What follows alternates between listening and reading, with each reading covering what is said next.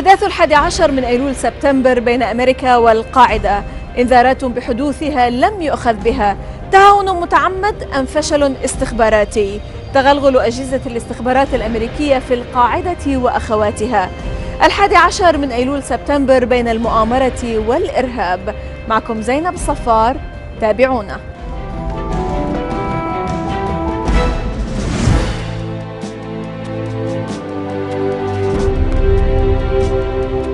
هو 11 من أيلول سبتمبر أضحى تاريخاً لمأساة آلاف قضوا تحت أنقاض برجي التجارة العالميين، وتاريخاً لمآسي مئات الآلاف من الذين قضوا في حروب شنت بذريعة الانتقام لضحايا هذين البرجين. بعد الحادث مباشرة أعلنت إدارة بوش الابن أن تنظيم القاعدة المتخذ من أفغانستان مقراً له هو المسؤول، فشنت حربها على أفغانستان في العام نفسه.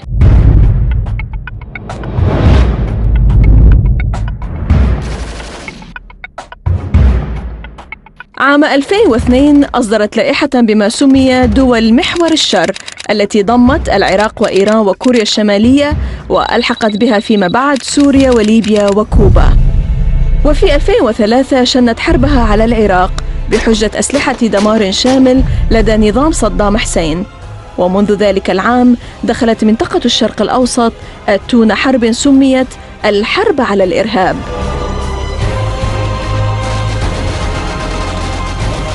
بعد مرور عقد ونصف من الزمن، تفاصيل حصرية عن الأحداث التي سبقت 11 من أيلول سبتمبر وعما تلاها تكشفها المسؤولة السابقة في السي سوزان لينداور، التي رئيست القناة الخلفية لتنسيق العلاقة ولمناهضة ما يسمى بالإرهاب مع سفارات العراق وليبيا وسوريا وماليزيا منذ العام 96 وحتى تاريخ غزو العراق.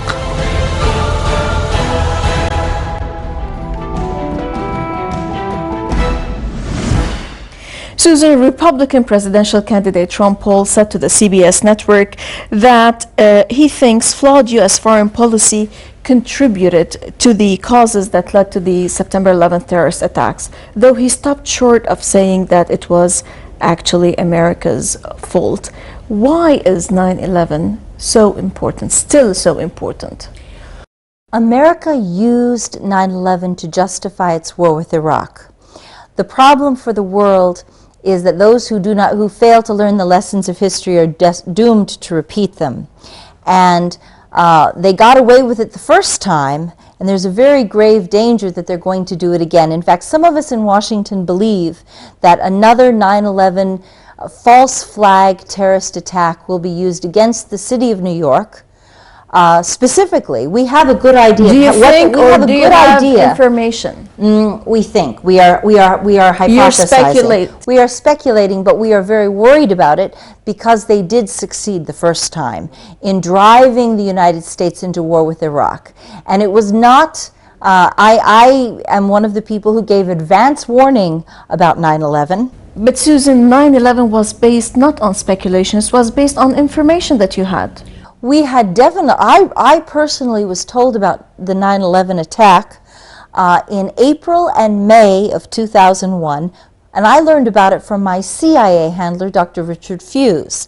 And I have good reason to believe that he learned about it from Israel and the CIA. And we know that these two work very closely together. So why didn't the U.S. administration attempt to thwart the attack since it had prior to the attack warnings? Well, first of all, let me tell you how I learned about it and what I was told to do about it. Right. Tell me the details. Okay. I learned about 9/11 from my CIA handler in April and May of 2001. I was instructed to go to his office and to deliver a message to the Iraqi embassy through my back channel at the United Nations. I was designated throughout the 1990s as the go-to, as the liaison to the Iraqi embassy, and I had meetings with the Iraqi embassy about every 3 weeks for 7 or 8 years. And the primary focus of my relations was anti-terrorism. So if Iraq had any information about terrorism, we had a relationship and they would give this information to me. Now, In April, I was instructed to go to them and demand information on airplane hijackings and a strike on the World Trade Center. I was instructed to tell them that if they discovered any information about this conspiracy and failed to give it to the United States... Why the Iraqis in particular? Okay, hold on. If they failed to give us this intelligence, then the United States would declare war on Iraq. And so what Ron Paul is saying by this is a failed foreign policy or a flawed foreign policy is Ron Paul knows what... He stopped though from saying I realize that. Yes. I know. But he is a politician and he has to stop. He can only say so much because America is only willing to hear so much. America is only willing to deal with the truth about 9/11 to a certain degree. But the idea that the United States government has actually done this to itself deeply upsets Americans. And sometimes they get very angry when you tell them the facts. They get very upset. And so politicians are notorious for holding back what they know the people cannot tolerate hearing. Yeah. Okay. So Susan, I want you here to, since you're going to talk about the minute details of the message that you were asked to deliver to the Iraqis and then what happened later. Tell me, how did you operate since you were sent to deliver this message to the Iraqis, and what happened then? What I did was I communicated the message, and my CIA handler told me to come back and tell him what they said. And I said, well, I was very polite. I instructed them that we would like them to pass this message back to Baghdad, and if Baghdad heard anything, they should come tell us. And my CIA handler said, I did not tell you to be polite. I told you to threaten them with war. And he was shouting and screaming and stomping up and down. He said, we're going to attack Iraq harder than they have ever been attacked before. And I want you to go back to New York and tell them what I am saying to you right now. This threat of war originates at the highest levels of government, above the CIA director and above the Secretary of State.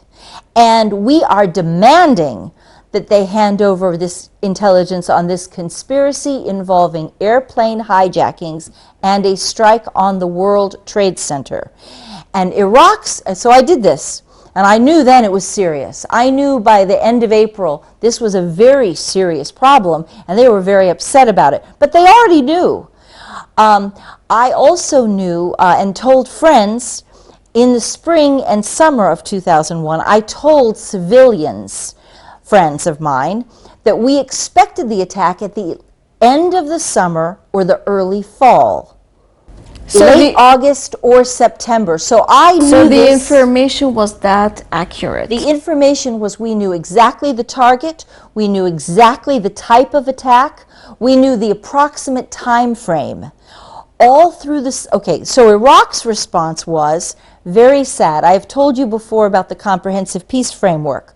Iraq said, well, we have already offered to allow you to send the FBI into Baghdad to conduct terrorism investigations. If you think this attack is imminent, why don't you send the FBI? Mm-hmm. Now, this is very important because Iraq was trying to cooperate. George Bush did not want Iraq's cooperation. He was, in my opinion, it is absolutely so wicked and malevolent. He was willing to sacrifice the lives of American citizens and other citizens from around the world in this attack because they had already decided that if the attack was, if they could maximize the damage, if it would be a big enough attack, they could already rationalize pulling the world into war with Iraq. They'd already decided that, and I was told about this myself, and I am telling you now words that I spoke. This is not what words that other people told me they spoke to the Iraqis. This is what I spoke, that the threat originated from George Bush, Dick Cheney, and Donald Rumsfeld, and that was what I said. So what happened next? Throughout Susan. the summer, this was all through August. Okay, let's say, the events. even more than that. Mm-hmm. Throughout the summer, June and July, my CIA handler and I spoke about the 9/11 attack practically every meeting we had. It wasn't 9/11 yet. You It wasn't. didn't know It wasn't that 9. it's going to be particular in Sure. 9/11. We did not know the date, Okay. but we knew about the scenario of the attack. And so practically every week at our meetings we spoke about this attack, and he kept saying, you must get me any fragment of intelligence. We need the smallest detail. Go back to the Iraqis. He said, Susan, you've got to persuade the Iraqis that they must give you this information because they're planning a war already. They're planning that if he, you know, what was happening was George Bush was prepping the intelligence community to expect that war with Iraq would be the inevitable consequence of of an airplane hijacking strike on the World Trade Center. Why did they go to Afghanistan then? Yeah, it's another thing. They had to do Afghanistan. Afghanistan was a byproduct. It's a tragedy, but they had to go into Afghanistan so that they could justify Iraq.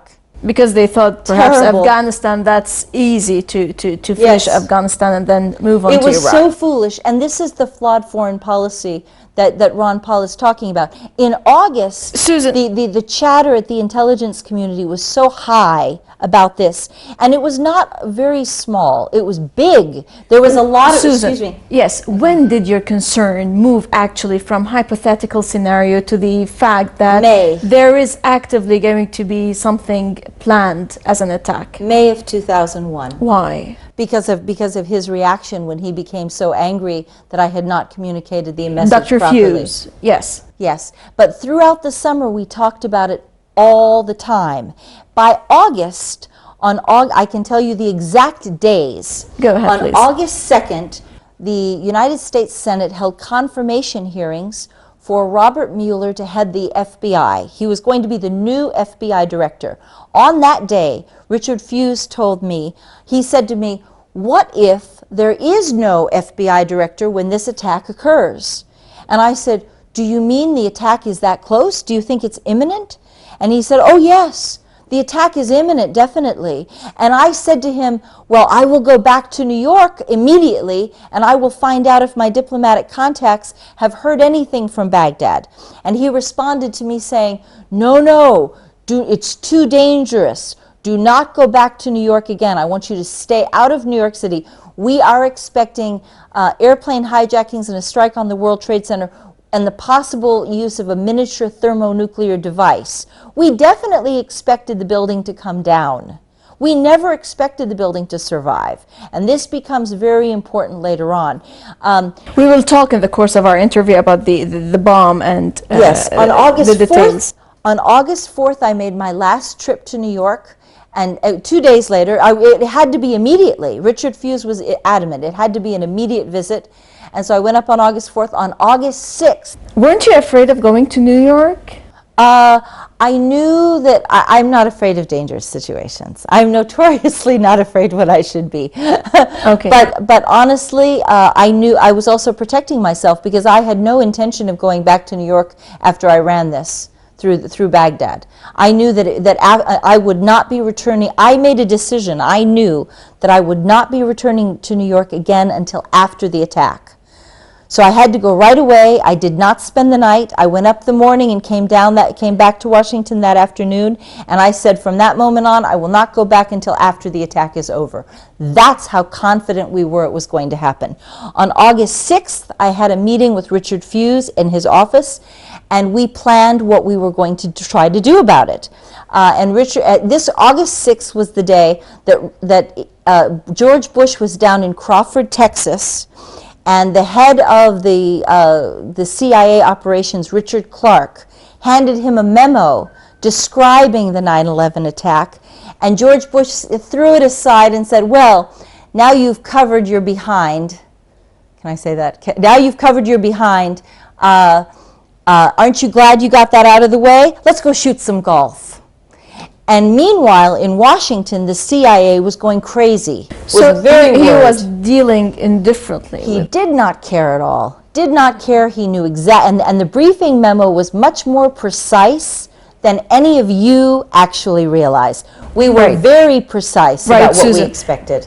I'm afraid we have to stop for a short break, and then we'll be back to continue on the details of 9/11 attacks. Okay. short break and we'll be back. Stay tuned.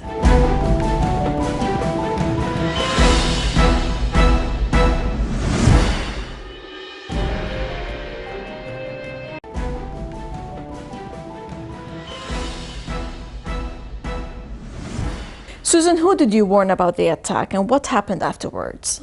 Well, this was very interesting in a tragic sense. We were highly agitated about the attack.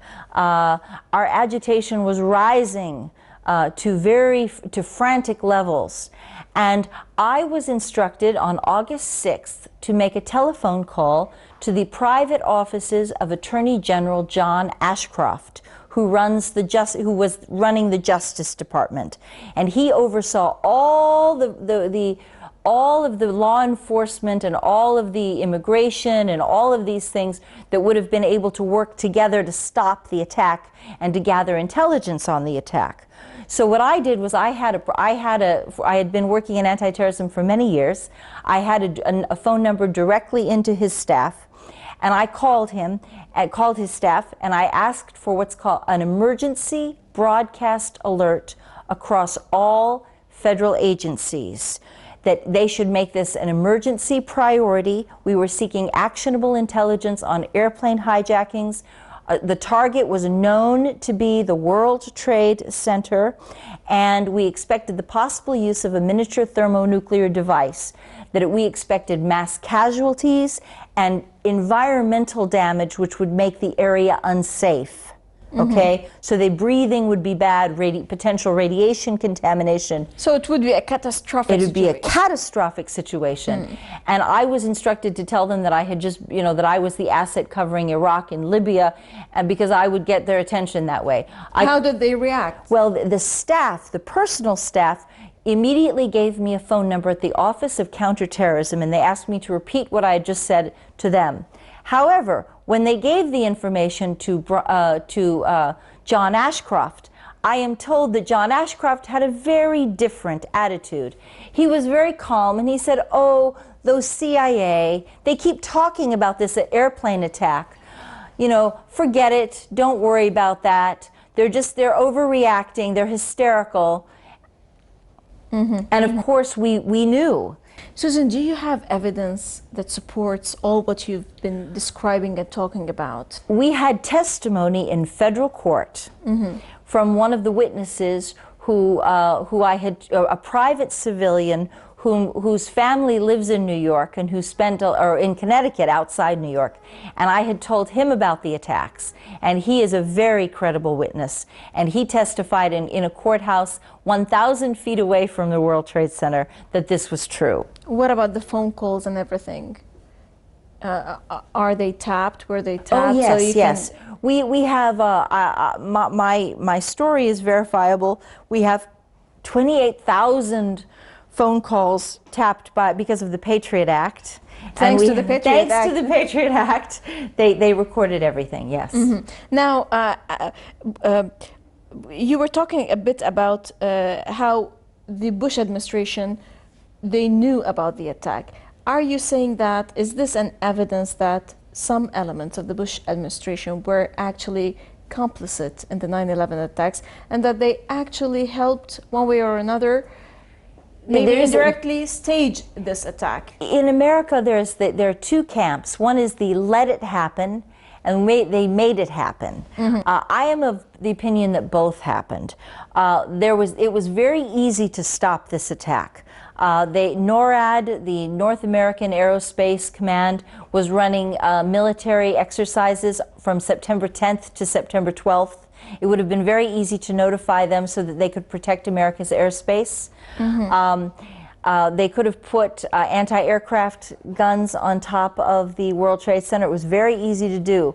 The problem was that the Bush administration absolutely did not want to stop this attack because they had already decided that if they could maximize the damage, they would go to war with Iraq. So you believe that there wasn't only the hijackings, but there was also the controlled demolitions. Yes, I believe that that it was like a magician's trick. While everyone's eyes were on what the left hand was doing, those are the airplanes flying over the water and slamming into the buildings. The real action that brought down the buildings was a controlled demolition. Every crime requires motive and opportunity, and once you understand that there was several months advance notice, advance warning about 9/11, there was plenty of opportunity to figure out how to bring those buildings down and to get the explosives into place. We know that, and the motive, of course, was the Iraqi war. And we know that pro-Zionists, American and Israeli, both of them, we know that Israel, I will come back and ask me that again, how Israel knew about this, how I am absolutely positive Israel knew about this. How? On the morning of 9/11, my CIA handler told me that the Israeli Mossad had waited outside with a video camera queued up to record the airplanes striking into the building. And he said, how often do you think that a man and woman just happened to be standing on a street corner with a video camera ready to record an accident? He said, it never happens. At most, your arms are whipping around. You know, and in this case, it was all calm and still, and they were all ready to go. And we know that they knew. So what evidence supports the idea of the controlled demolitions? The firefighters heard bombs popping as the building was coming down. Also, we know that the parking security tapes on the nights between August 23rd and September 3rd, captured strange vans arriving at the World Trade Center between the hours of 3 a.m. and 5 a.m. And they were waiting until after they definitely were not the janitorial trucks. They waited until after the janitorial crews had left the building, and then they arrived. And there were 3 or 4 at a time, and they were carrying a group of men. And the men are seen coming in and out of the van, okay, the vans, plural. And they knew the markings of they knew the markings of the van. They knew what they looked like. They were able to identify them. And these vans had never appeared at the World Trade Center at that particular hour ever in history. This was different. And after September 3rd, they never came back. So what type of bomb? It was a thermite bomb that thermite explodes at very high, has the capacity, has a high heat yield, and it burns at such high intensity that it can melt steel. When it combines with sulfur, it produces dust. So this was, and thermite traces were found in the dust that was collected. So we know what type of bomb it was. Who owns such a bomb, Susan? Thermite bombs are owned by the United States government. So there's no jihadi plot after all, in your opinion? Oh, this was a conspiracy to make it look like a jihadi plot. Mohammed Atta was a CIA asset who was being run to infiltrate the conspiracy. However, what was happening is they were manipulating it. They were taking something that would have been very small with minimal impact, and they were deliberately expanding it to make sure that it would have the maximum impact so that it could achieve their ends. And that's very different than saying that it is a jihadi plot. It is somewhat made and manufactured in the United States of America, unfortunately. Now that does not mean that... Just to add to this thing that you're saying, that according to the memoirs of former head of the CIA, George Tenet, that between the beginning of April 2001 and up till the 9/11 attacks, the Civil Aviation Agency has prepared at least 105 brief daily intelligence reports about 9/11. And despite all this prior to the attack warnings, how could it succeed? It's because because they wanted it to succeed. That's the point. Everything had to go right for these hijackers in order for this to work. And it just doesn't happen that way. They made sure that this was going to be carried off smoothly. And this parallels the message that was delivered to General Wesley Clark later afterwards. Within a week after 9/11, Wesley Clark was visiting the Pentagon, and a general came up to him and said, "Hey, did you get the memo? Apparently we're going to be attacking 5 Arab countries in the next 5 years.